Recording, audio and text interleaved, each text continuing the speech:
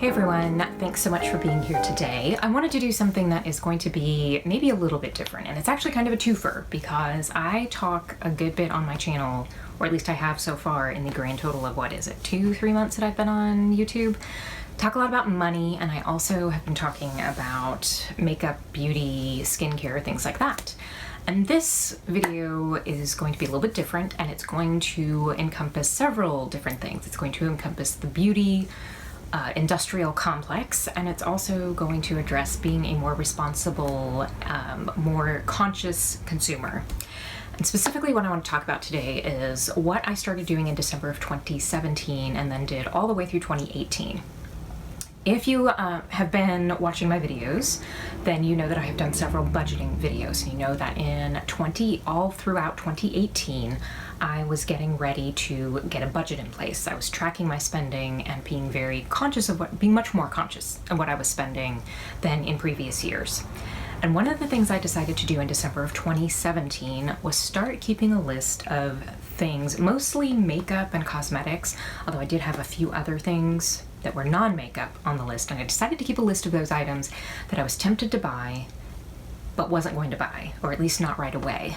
And what prompted this, besides my total disgust at how much makeup I had, was in December of 2017, I was buying several makeup items, and as I continued through the month, I realized I was buying things and I didn't really quite know why I was buying them, and that I didn't really need them. I mean, you could argue that you don't need makeup, although there are people who argue that you kind of do need makeup, especially if you are a female in the working world. That's a whole different issue, and we're not going to get into that today.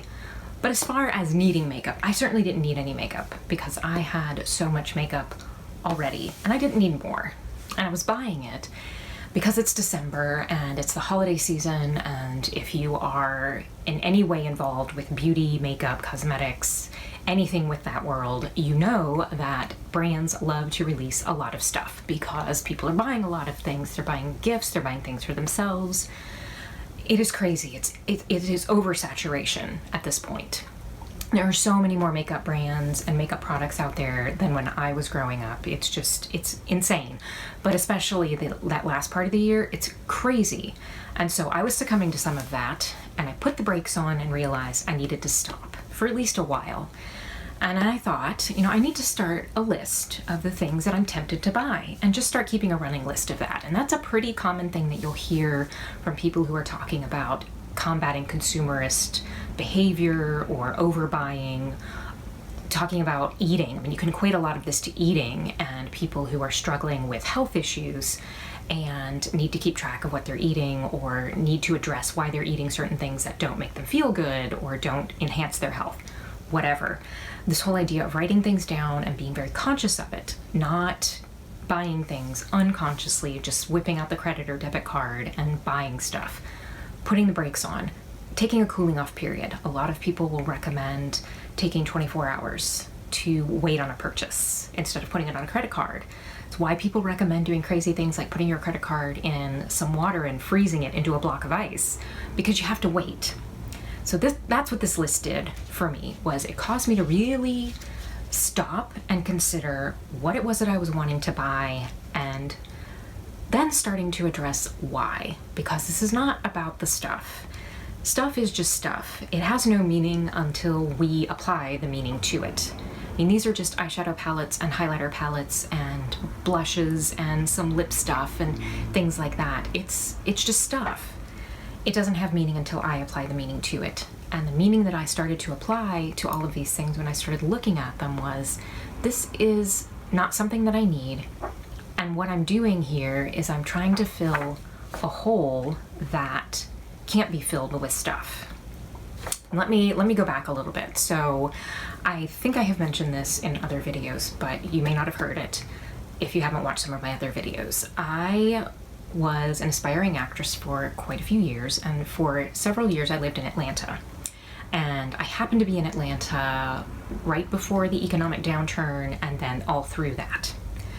So I was trying to establish my career, I was new to the city, and it's always hard in the entertainment world to get established and to get people to know you, because a lot of people get cast on who they know and who knows them and all that fun stuff.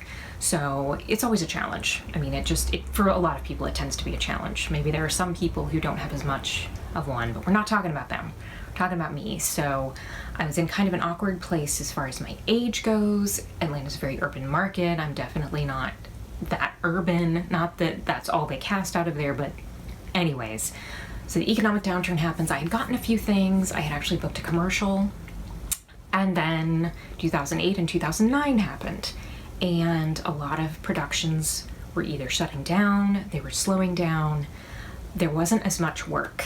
People were coming in from New York and Los Angeles because they couldn't afford to live in those places anymore, and there was so much work coming to the Southeast because of all the tax credits and et cetera, yada, yada, yada, that they were coming in and taking a lot of jobs, and the people who were in Atlanta and that area were finding it harder to get roles, and it was just, and there I am in my late 30s and, you know, looking the way I do, and it wasn't working. And so for several years I was down there and I tried and it just wasn't working, and I decided in 2011 that I needed to leave, and so I did.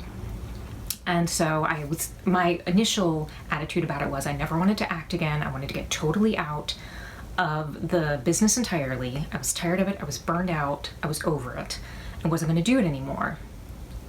Okay, there's a big problem here, and that is that I have never wanted to do anything really other than act. I don't know why.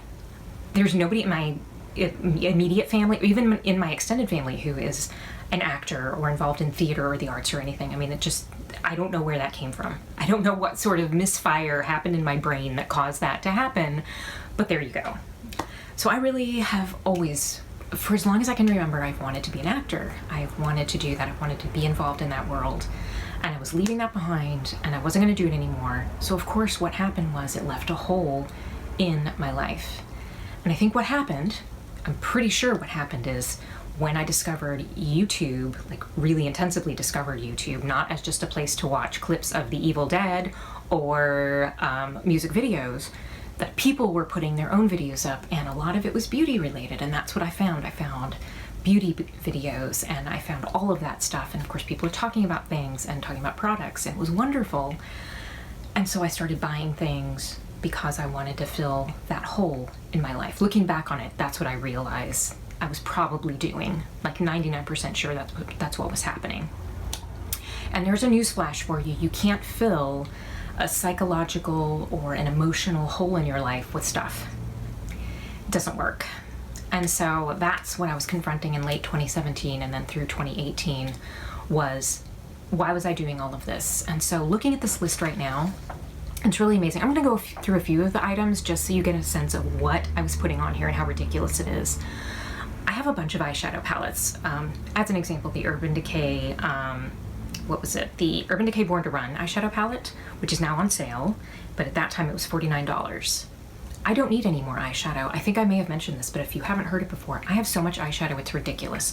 Nobody who is not a makeup artist should have as much eyeshadow as I do. It just shouldn't happen. I don't use enough eyeshadow to justify it.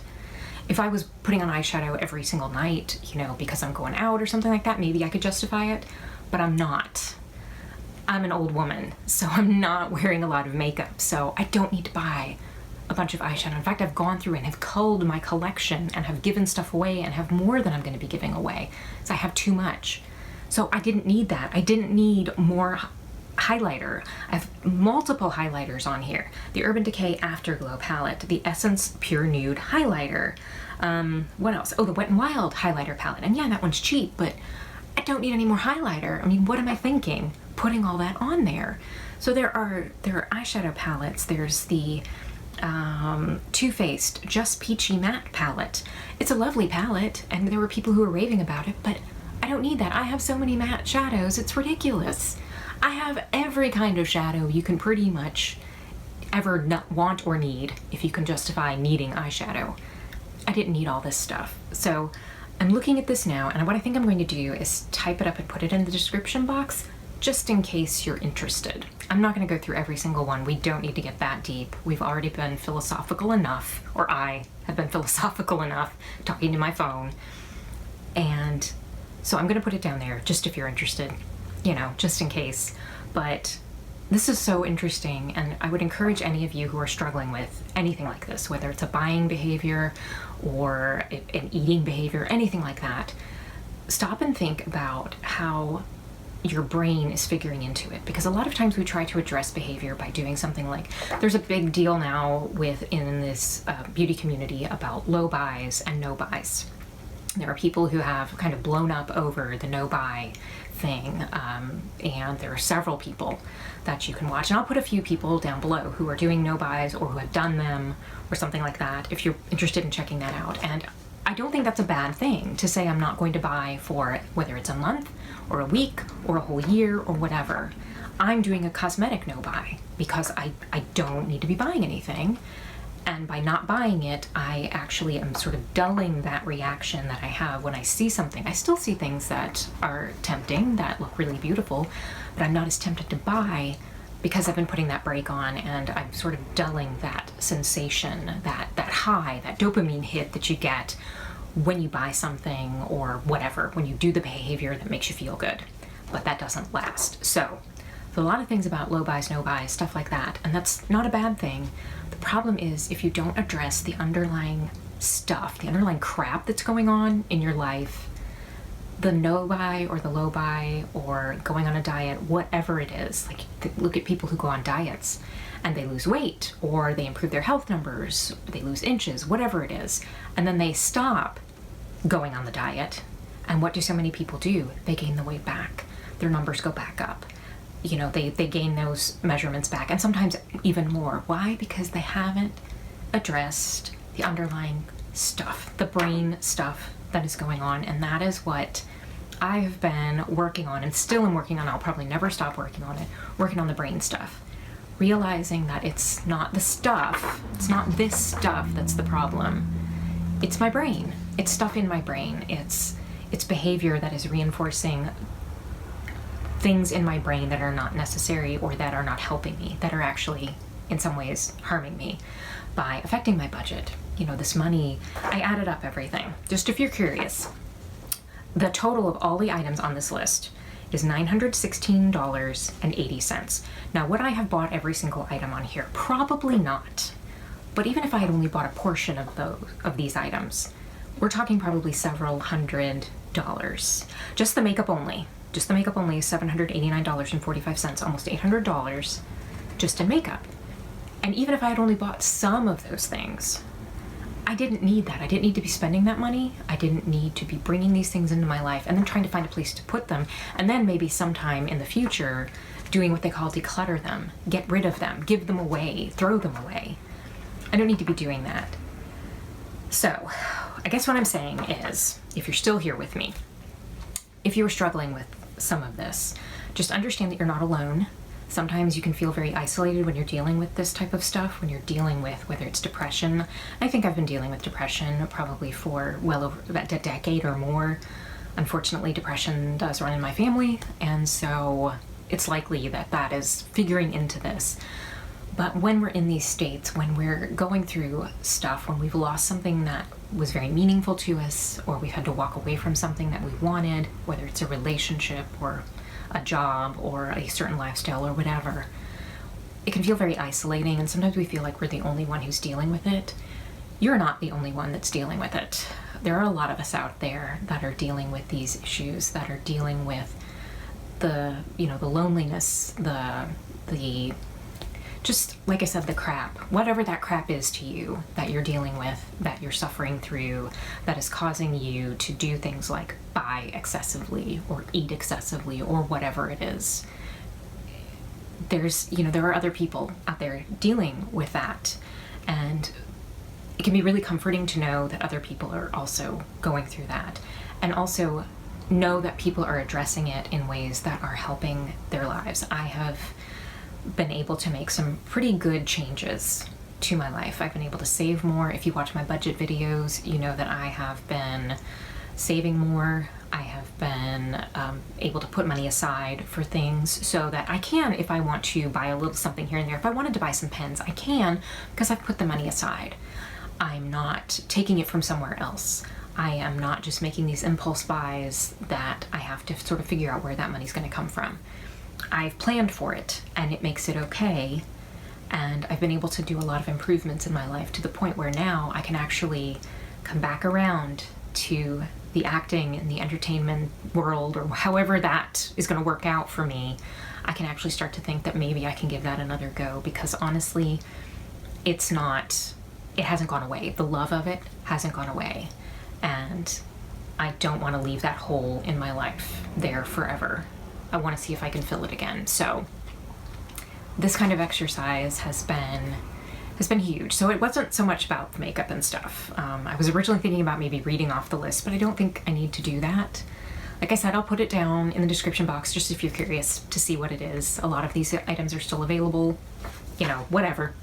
But really it's the underlying, it's the brain stuff that goes underneath the stuff that really has been eye-opening for me. So I know this one was a weird, different, maybe slightly odd video, but I encourage any of you out there who are struggling with this type of thing, who are struggling with buying things excessively, or are struggling with where you are in life. You just don't feel like you're where you need to be. You feel stuck. You feel lost.